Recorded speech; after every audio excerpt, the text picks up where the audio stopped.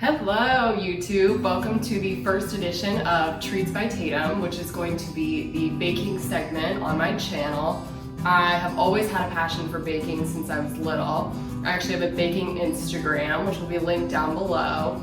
And I've been cooking from the Delish Insane Treats cookbook. So I'm actually, I think, 70 recipes into it. My goal for the year was to get through all of them. There are 94, but with quarantine and everything that changed, I wasn't able to get some ingredients and I'm behind. So basically it's now just a bucket list item for me to finish all the recipes on here, but so far I've loved everything I've made.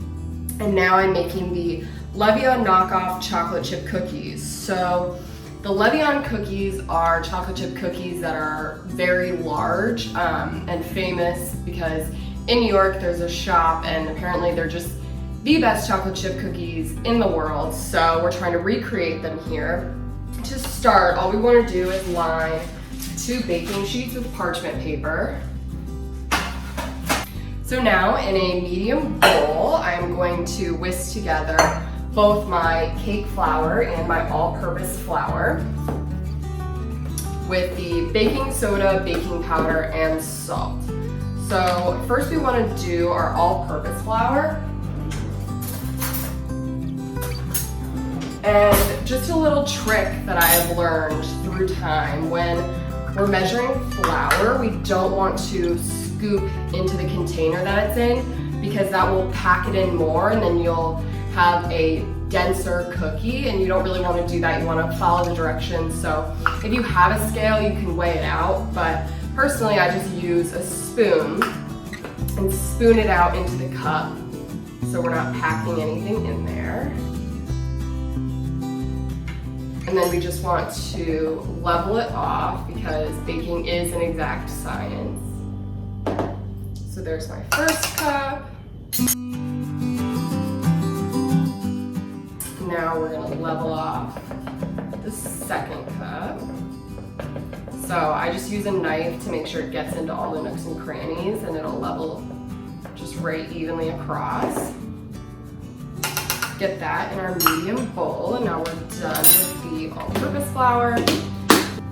So now we just want to measure out our cake flour the same way that we measure our all-purpose flour. All right, so 1/4 cup of cake flour. Now we just want to close that up so it remains fresh. All right, so I've got my whisk, and now we just want to measure a 1/4 teaspoon of baking soda. Let me go grab that. So the nice thing about this baking soda is you can just put it right in the side and it'll level it off for you. So there's our 1/4 teaspoon of baking soda. And now we want to do a 1/4 teaspoon of salt. Make sure not to measure over your bowl because we don't want any extra salt in there. And finally, we want 2 teaspoons of baking powder, which is the same way we want to measure the baking soda. It just has that leveled off side, making sure not to get any extra in there. Okay. And now we're just gonna whisk that together. We want 2 sticks of very cold butter, so I haven't even pulled it out yet. And it says we want to cube it. Here are my 2 sticks of butter.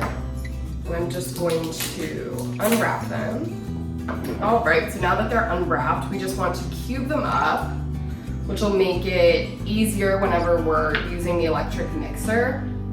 If we were to just put these sticks of butter in there now, it would be very hard to mix it. But because the ingredients say that we want it very cold, we don't want to melt it, we don't want to soften it, we want to make sure it's still that temperature. All right, so now that our butter is all cubed up, we just want to put it into a large bowl and kind of break it up a little bit.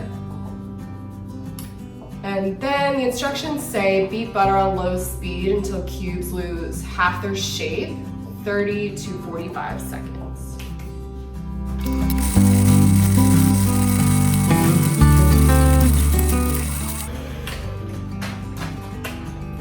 All right, so now the butter has lost its shape a little bit. Up next, we're going to add sugar, so both 2/3 cup of packed brown sugar and 2/3 cup of granulated sugar, and then beat that in for 30 to 60 seconds.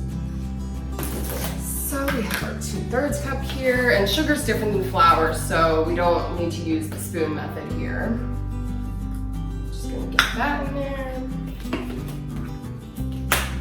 And now with brown sugar, because of its unique texture, we wanna make sure we pack it in there. I personally pack it in a heaping manner. I love brown sugar, so I always make sure to add a little extra.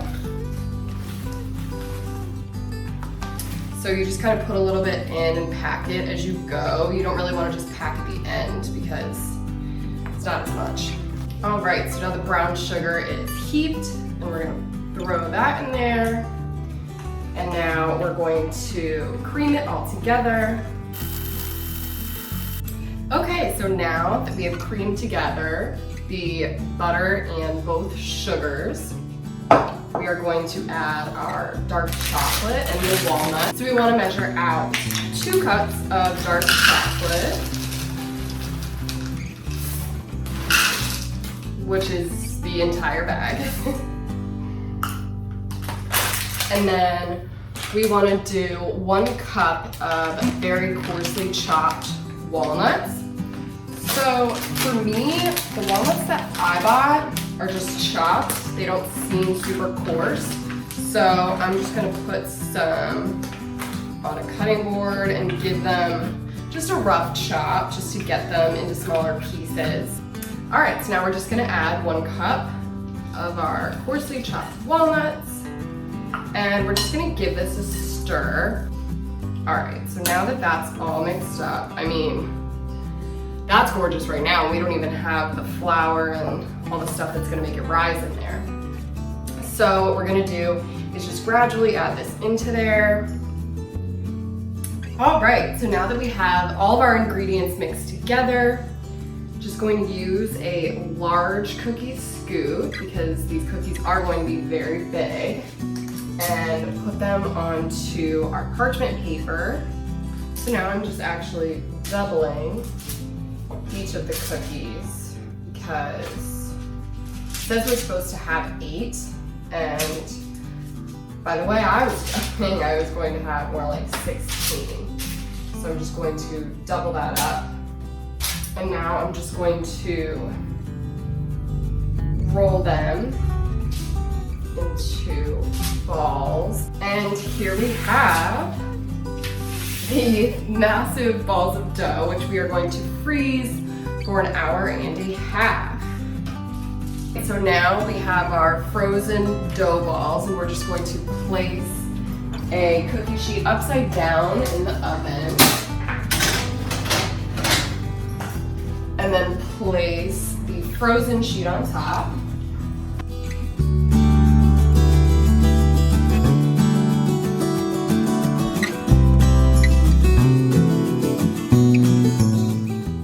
All right, so the second batch of cookies are baking in the oven. So let's do a taste test of the first batch. They look fantastic, so big.